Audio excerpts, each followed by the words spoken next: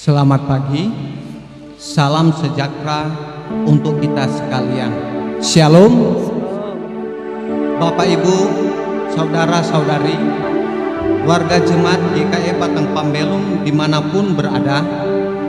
Majelis Jemaat GKI Batang Pambelum mengucapkan selamat ulang tahun kelahiran dan selamat ulang tahun pernikahan bagi warga jemaat dalam minggu ini. Tuhan memberkati kehidupan dan rumah tangga saudara. Amin. Bagi jemaat yang ingin menyerahkan persembahannya, bisa mengantarkannya ke gereja Batang Pambelum pada hari ini mulai pukul 10 sampai 12.00 WIB atau melalui rekening gereja Batang Pambelum. Hari ini kita beribadah dalam suasana yang disebut dengan tatanan normal baru atau new normal life di tengah pandemi COVID-19, yaitu tatanan hidup baru di mana terdapat perubahan perilaku dan cara saat menjalankan aktivitas normal. Oleh karena itu, liturgi dan pola pelayanan ibadah hari Minggu ini mengalami perubahan, namun tidak mengurangi substansi dan makna dari peribadatan kita. Pelayanan ibadah hari Minggu ini kita laksanakan secara virtual yang dimodifikasi sesuai dengan tuntunan tatanan normal baru dengan menerapkan social distancing atau physical distancing. Hari ini kita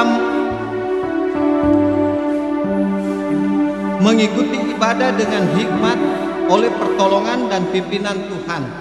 Kita dilayani oleh Pendeta Itayani T. Dalip. Bapak Ibu Saudara yang dikasih dalam Tuhan, saya mohon kita berdiri, kita masuk dalam potom dan salam. Pertolongan kita adalah dalam nama Tuhan yang menjadikan langit dan bumi, yang tetap setia untuk selama-lamanya dan tidak meninggalkan perbuatan tangannya. Kasih karunia dan damai sejahtera dari Allah Bapa kita dan dari Tuhan Yesus Kristus menyertai kamu. Amin. Jemaat dipersilakan duduk kembali. Jemaat, kita menyanyi kidung pujian Engkau Baik. Selamat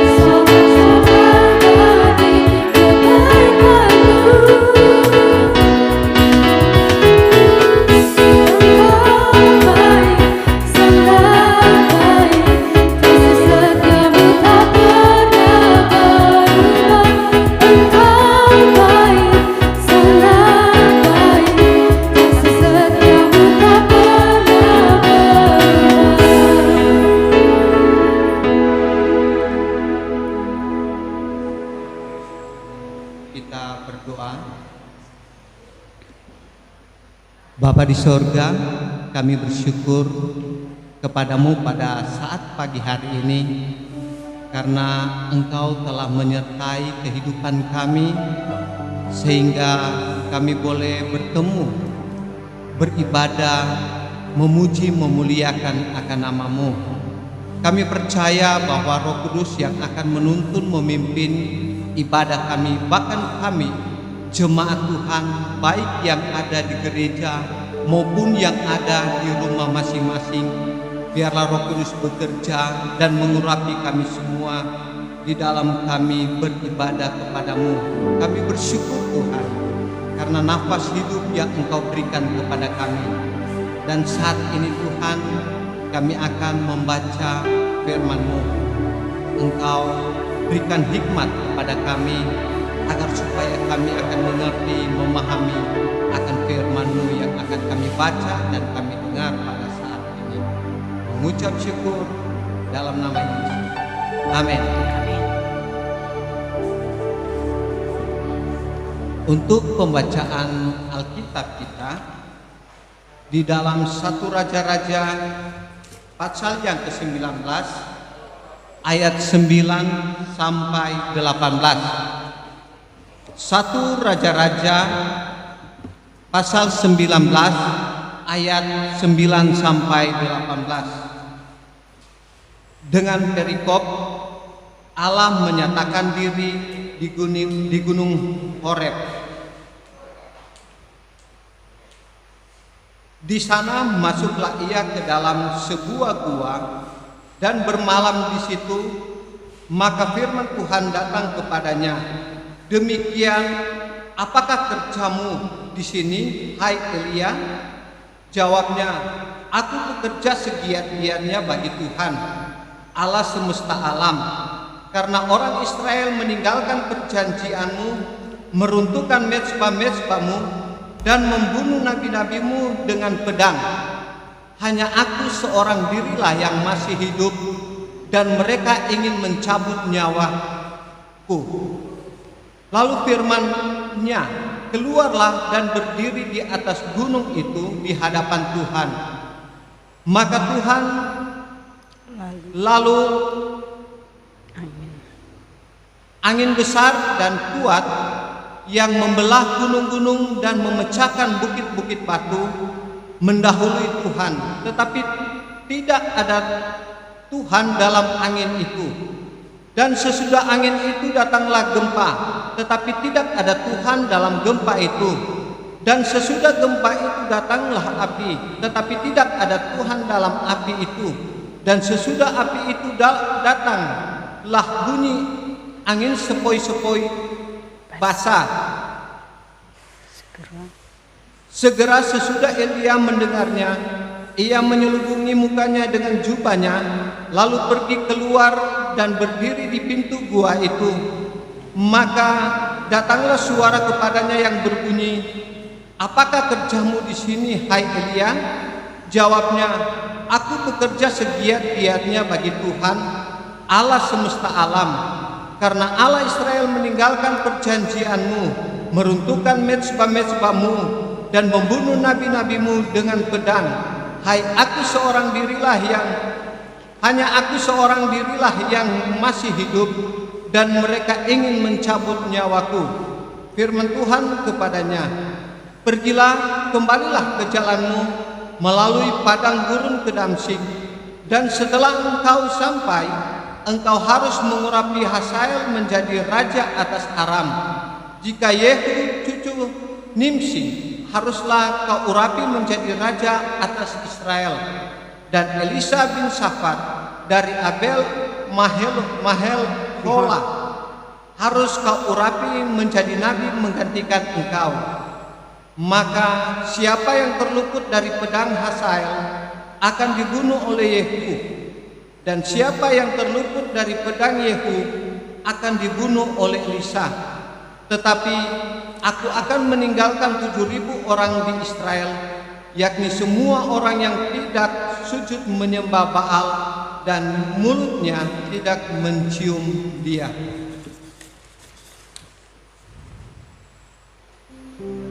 Yang berbahagia ialah mereka yang mendengarkan firman Allah dan yang memeliharanya. Amin.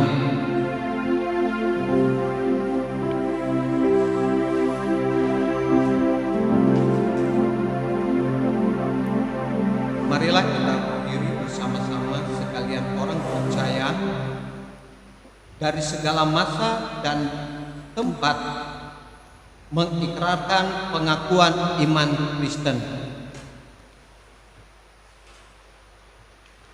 Aku percaya kepada Allah Bapa yang Maha Kuasa, Khalik langit dan bumi, dan kepada Yesus Kristus anaknya yang tunggal Tuhan kita, yang dikandung daripada Roh Kudus, lahir dari anak darah Maria, yang menderita sengsara di bawah pemerintahan Pontius Pilatus, disalibkan, mati dan dikuburkan, turun ke dalam kerajaan maut.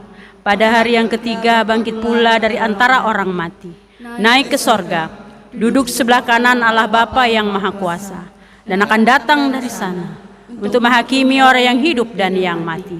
Aku percaya kepada Roh Kudus, gereja yang kudus dan am, persekutuan orang kudus, pengampunan dosa, kebangkitan tubuh, dan hidup yang kekal.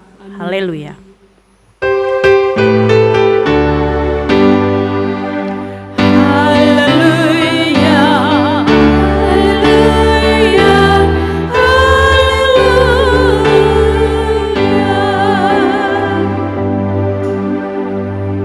Jemaat dipersilahkan duduk kembali. Nyanyi. Jemaat menyanyi Kidung Pujian dengan sayapmu.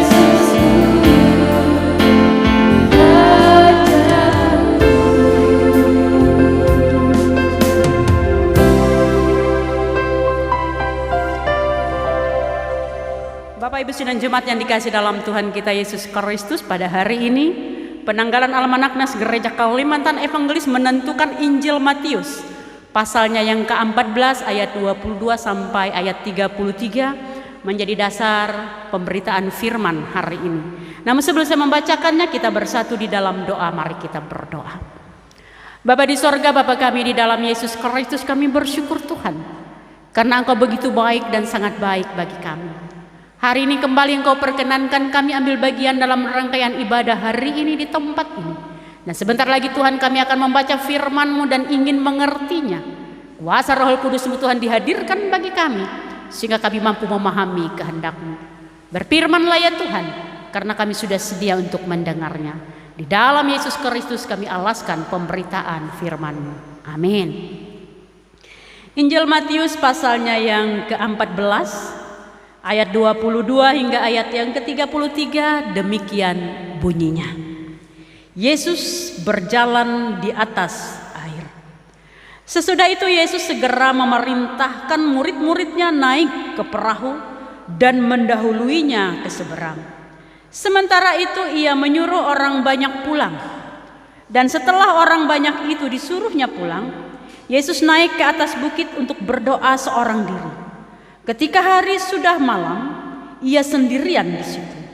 Perahu murid-muridnya sudah beberapa mil jauhnya dari pantai dan diombang-ambingkan gelombang karena angin sakal. Kira-kira jam 3 malam datanglah Yesus kepada mereka berjalan di atas air. Ketika murid-muridnya melihat dia berjalan di atas air, mereka terkejut dan berseru, "Itu hantu!"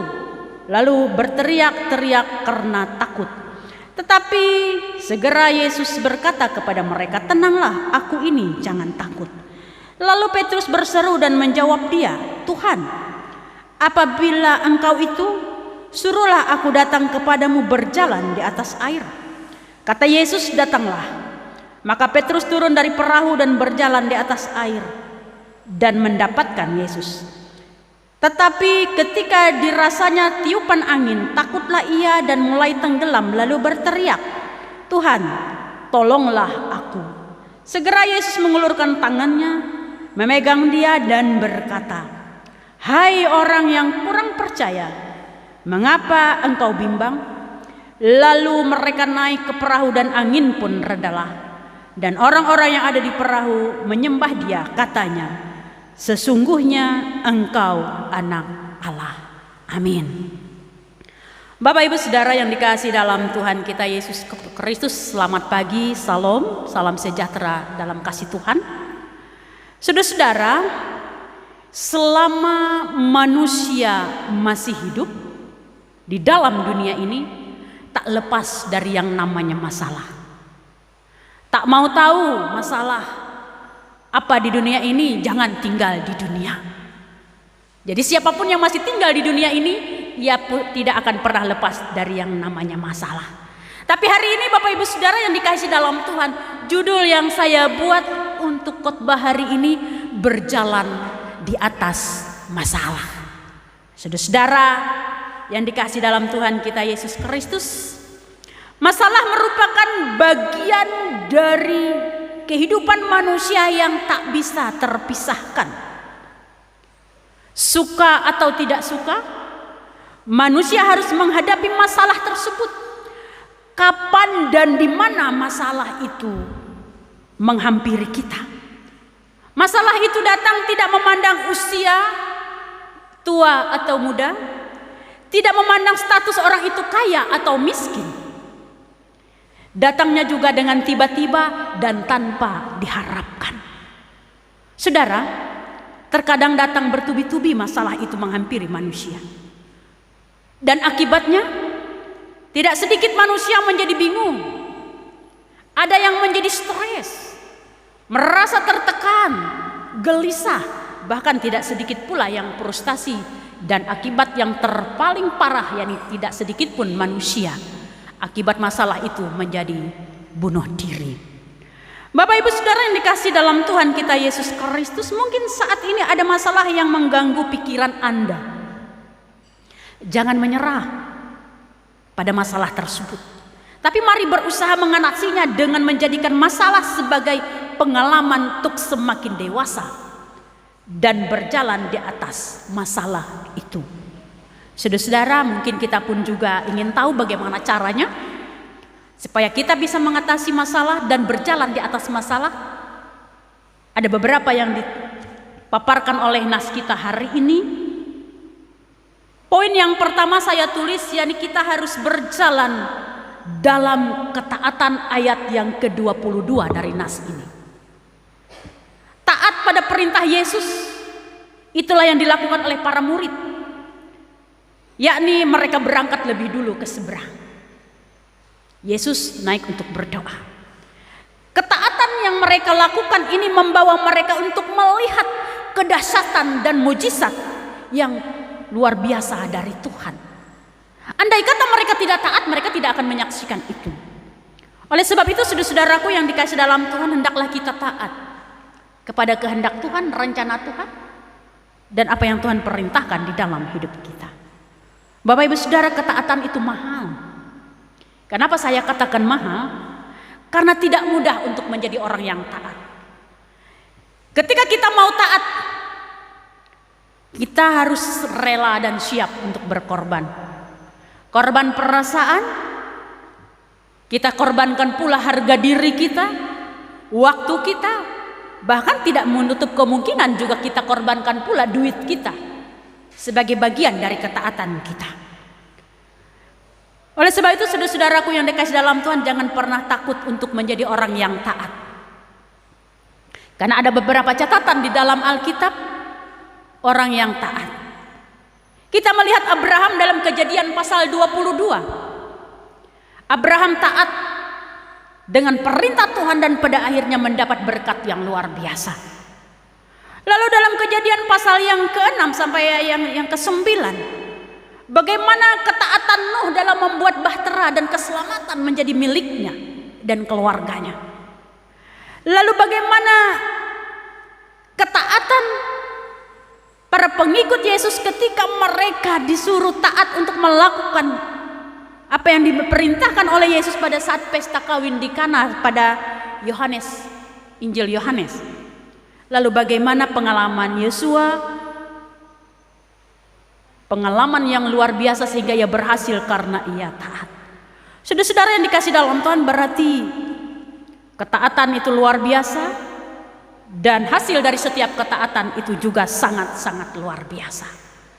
Bapak Ibu Saudara yang dikasih dalam Tuhan, untuk mampu berdiri dan berjalan di atas masalah, poin yang kedua ayat yang ke-23 mengatakan hidup di dalam doa.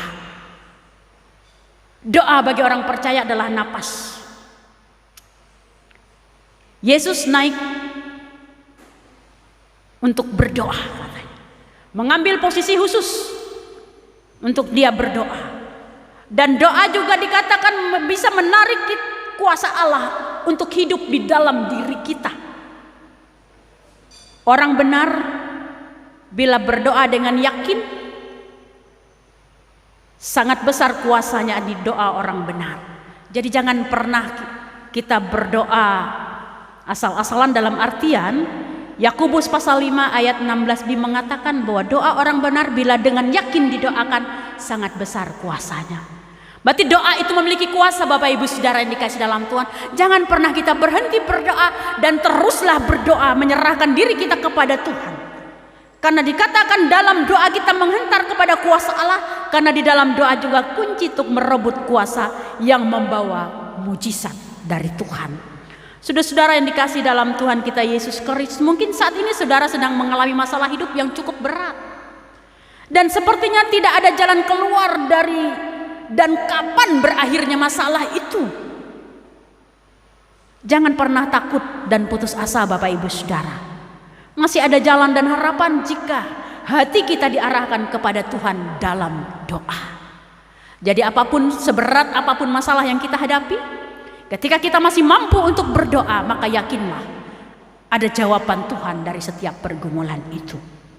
Saudara-saudara, selama kita masih hidup dalam doa, maka selalu ada mujizat dan kuasa di dalam hidup kita.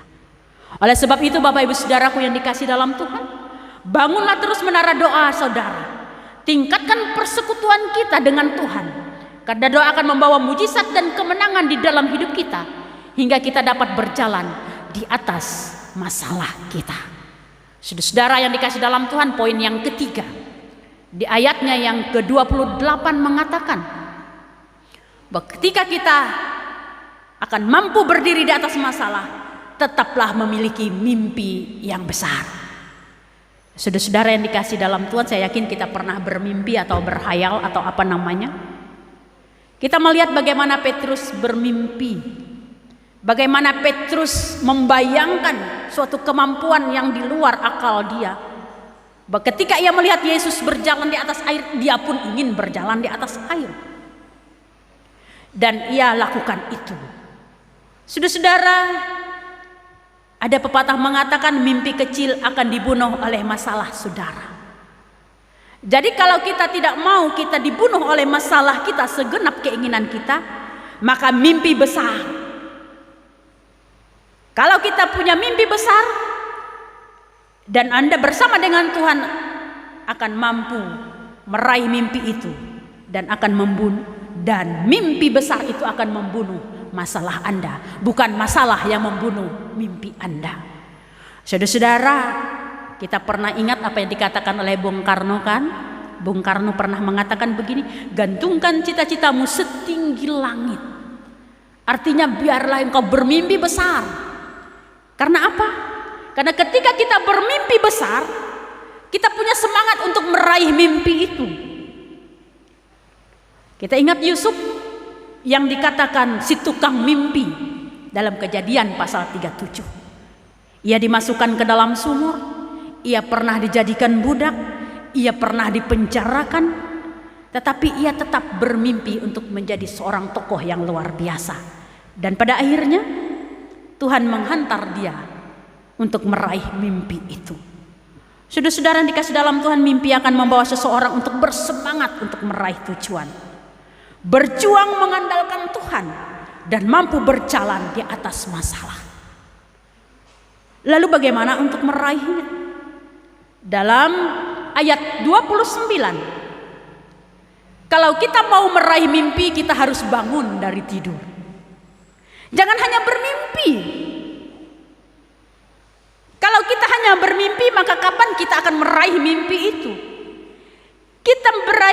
Kita boleh bermimpi besar, tetapi kita harus bangun dari tidur kita dan meraih mimpi itu. Jangan tidur melulu. Bangun dan berbuatlah. Saudara-saudara yang dikasih di dalam Tuhan kita Yesus Kristus, kenapa dikatakan harus bangun dan berbuatlah? Raihlah mimpi, karena Tuhan tidak suka dengan orang malas.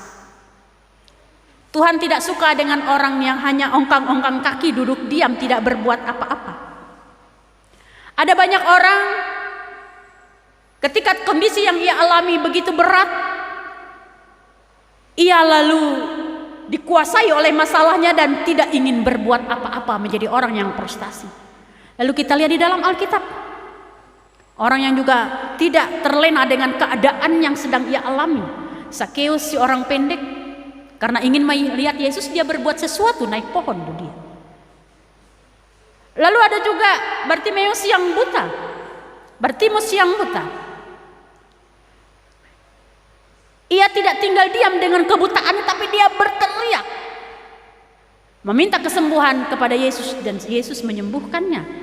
Seorang perempuan yang sudah 12 tahun kena sakit pendarahan, dengan penuh keyakinan dan dia berbuat sesuatu, mimpinya dia akan sembuh kalau dia menyentuh jubah dari Yesus, dan mimpinya terwujud. Tapi ia juga harus berjuang untuk meraih mimpi itu, tidak duduk diam, tapi dia berjuang.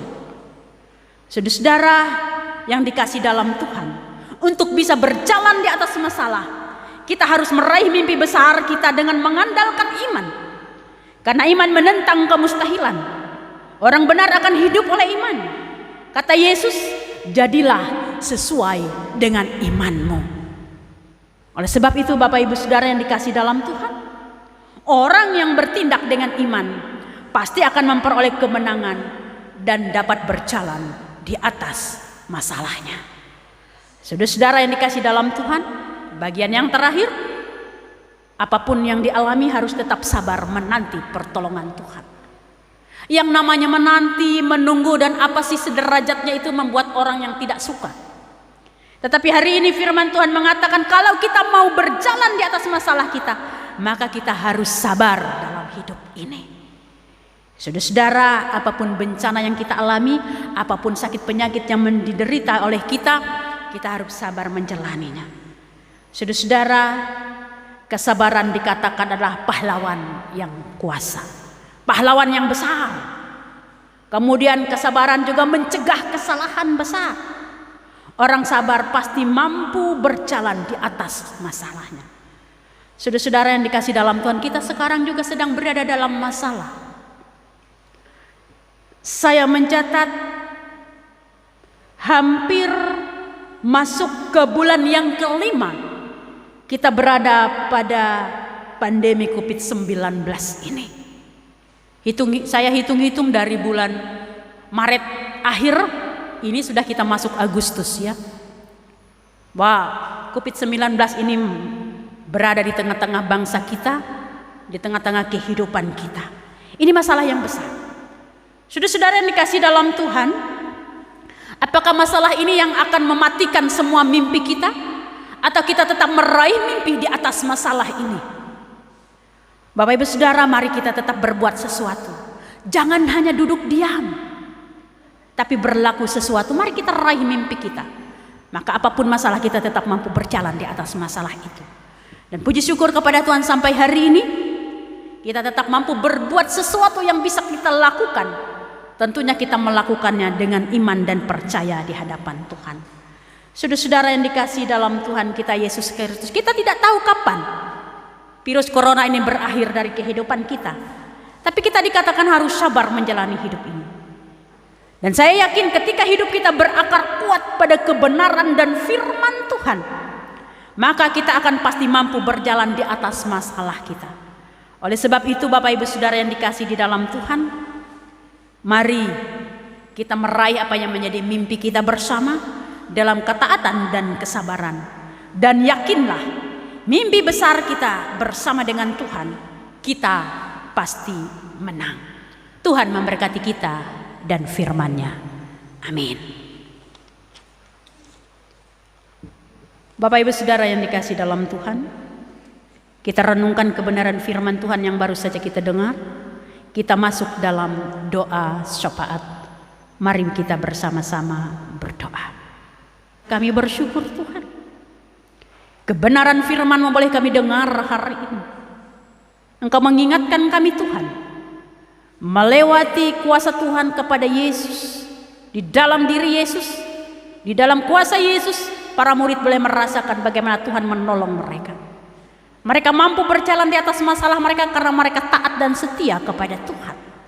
Oleh sebab itu Bapa di surga, kami yakin dan percaya kami pun akan mampu berjalan di atas masalah kami karena Tuhan menolong kami. Jangan biarkan masalah kami mematikan mimpi-mimpi besar kami. Tapi biarlah mimpi-mimpi besar kami Tuhan saat ini boleh kami raih, karena kami mengandalkan Tuhan di dalam iman kami. Kami yakin dan percaya dalam ketaatan, di dalam doa yang kami panjatkan kepada Tuhan, kami akan meraih apa yang menjadi keinginan, angan dan harapan kami. Kami akan menjadi sang pemenang, dan kami yakin di dalam Tuhan tidak ada yang mustahil. Terima kasih Tuhan buat kebenaran firman-Mu hari ini. Kami mau berdoa ya Tuhan buat bangsa dan negara kami Republik Indonesia ya Tuhan. Kami yakin dan percaya kuasa-Mu Tuhan akan terjadi di tengah-tengah bangsa ini, di tengah-tengah dunia ini ya Tuhan. Pandemi COVID-19 ini biarlah cepat berlalu ya Tuhan. Di dalam nama Yesus biarlah semuanya berakhir. Dan kami yakin dan percaya virus ini akan berlalu dari kehidupan kami dan aktivitas kegiatan kami boleh berjalan sebagaimana biasanya. Terima kasih Bapa di surga buat semuanya itu. Berkati para pemerintah kami, berkati semua warga negara ini ya Tuhan. Sadarilah kami masing-masing bahwa kesehatan itu sangat berharga bagi hidup kami. Untuk gereja dan persekutuan gereja Kalimantan Evangelis ya Tuhan, kami serahkan kepadamu. Majelis sinode, majelis resort, majelis jemaat ya Tuhan, Engkau mau memberkati. Ada banyak kegiatan yang harus kami tunda ya Tuhan karena keadaan dan situasi. Tetapi jangan biarkan Tuhan iman dan pengharapan kami terhambat. Dan biarlah kasih sayang-Mu Tuhan menghampiri kami. Dan biarlah kami boleh belajar melewati situasi pandemi ini ya Tuhan, bahwa iman kami semakin kokoh dan kuat di dalam Tuhan. Doa yang kami andalkan ya Tuhan adalah doa yang tulus, doa yang penuh iman dan pengharapan yang kami panjatkan. Bapa di sorga, Bapa kami di dalam Yesus Kristus, kami juga mau serahkan keluarga masing-masing ya Tuhan, yang hari ini akan beribadah di rumahnya masing-masing. Tuhan, Engkau memberkati mereka ya Tuhan, kuatkan iman pengharapan mereka.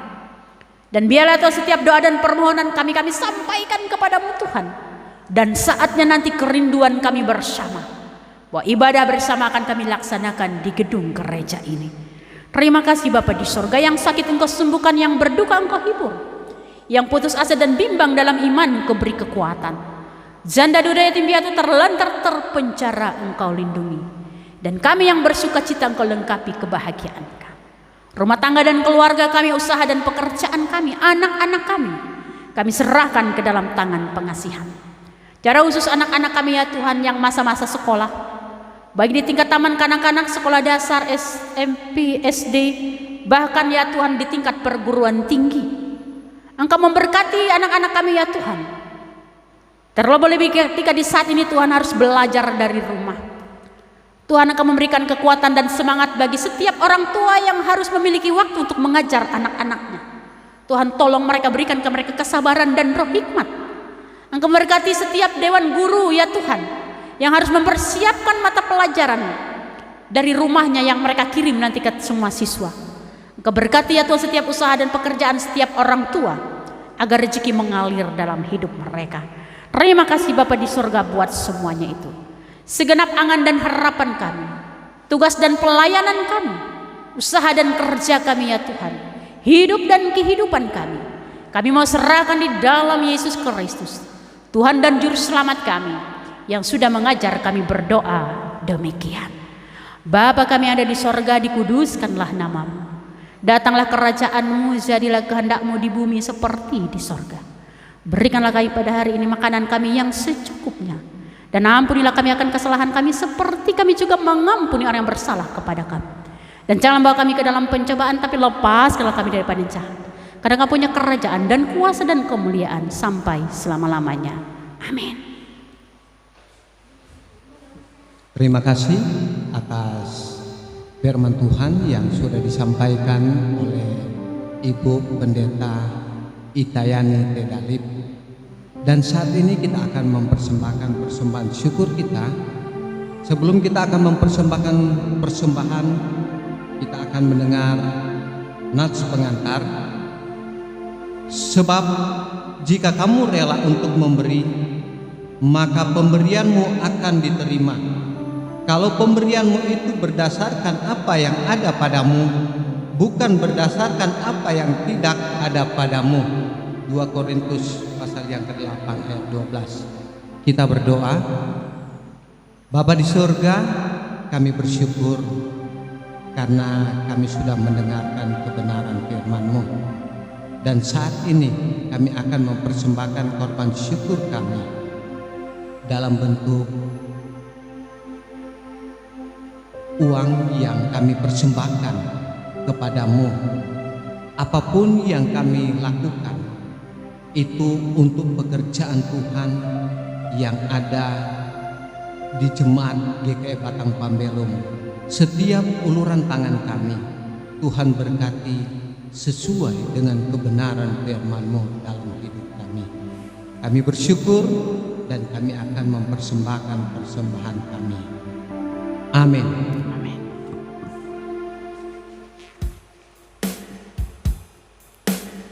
Kita akan mempersembahkan persembahan. Kita menyanyi kidung pujian Betapa Hati.